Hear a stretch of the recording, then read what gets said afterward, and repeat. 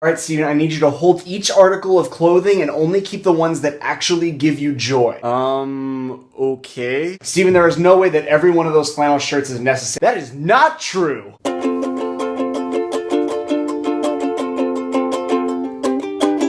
So one time I was visiting my parents' house and I was talking to one of the old church ladies. Church ladies love me, by the way. And one of them invited me to a prayer group and study group with some book. And I got there and they were reading Matthew Kelly, Rediscover Catholicism by Matthew Kelly. It kind of made me sad. And these are the old church ladies that taught my CCD class. So if you've gone to a Catholic parish anytime in the last 3 years, you've probably seen a book from Matthew Kelly's website, Dynamic Catholic. These are the ones that just I own. Rediscover Catholicism, Beautiful Mercy, 4 Signs of a Dynamic Catholic, twice. I own a hardback cover of 4 Signs of a Dynamic Catholic. Hardback. Somebody works for the church. I'm not here to knock Matthew Kelly or say that I'm better than Matthew Kelly or say that you're stupid if you read Matthew Kelly, but I am here to say that Matthew Kelly serves a very specific purpose. Matthew Kelly is pre-evangelization. Pre-evangelization is the things that need to be either understood or at least introduced to a person's life so that they're more kind of predisposed to understand the gospel. You need to be kind of okay with the idea that God might exist or that human beings are meant for more than what the world can offer them before you get to things like Jesus died for your sin. That's a big leap if you don't have that in-between step. After you get those preliminary things, then you can start talking about Jesus and then you can start talking about Mary, but we're not going there yet. And Matthew Kelly is a pre-evangelization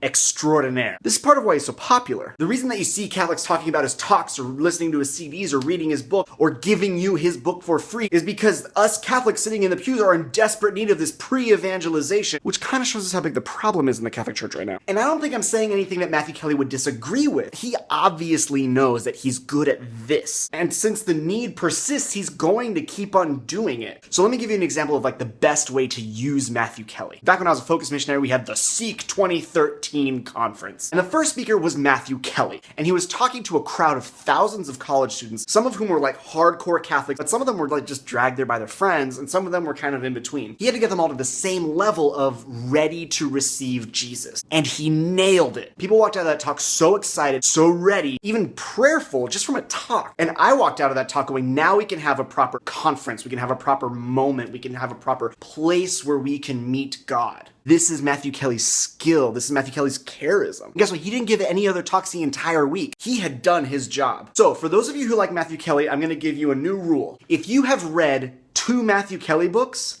no more. Matthew Kelly is just a first step, but the whole point is to move past him. So here are some examples of things you can read after you read Matthew Kelly. Pope Francis, Saint Jose Maria Escrivá, Scott Hahn, Thomas à Kempis, Father Greg Boyle, The Confession of St. Patrick and the Confessions of St. Augustine. Guess he had more than one thing to confess. C.S. Lewis, Jacques Philippe, Oscar Romero, St. Louis de Montfort, Benedict XVI. But Steve, those are all dudes. Yes, they are, but mostly because I wanted to group together the 3 Teresas. Teresa of Avila, Teresa Lisieux, who I left at my parents' house, and Teresa Benedicta of the Cross, better known as Edith Stein. They're amazing.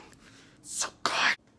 In general, actually, the ladies are way more intense than the men. This is St. Maria Faustina Kowalska, super intense. And if you want to bump it up a level, you can go to St. Elizabeth of the Trinity. And if you want to bump it up again, you can go read Julian of Norway. Also, the Bible is a thing, a collection of writings that's been known to help people spiritually. There's a constant leaning in you can do with your spiritual reading. Never stop at Matthew Kelly. The Christian life is all about constantly moving deeper into God. Slowing down is an option, but stopping and stalling never is. The wrong way to read Matthew Kelly is to only read Matthew Kelly. The right way to read Matthew Kelly is to eventually leave him behind so that you can have a deeper study and prayer of God. Your old CCD students are counting on you to go deeper than they did. Thank you so much for watching this video. You can watch a different video there, I think.